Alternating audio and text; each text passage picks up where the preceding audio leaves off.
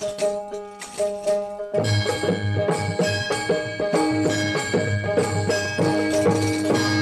अंजनीच्या सुता तुला रामाचं वरदान अन एक मुखान बोला बोला जय जय हनुमान एक मुखान बोला बोला जय जय हनुमान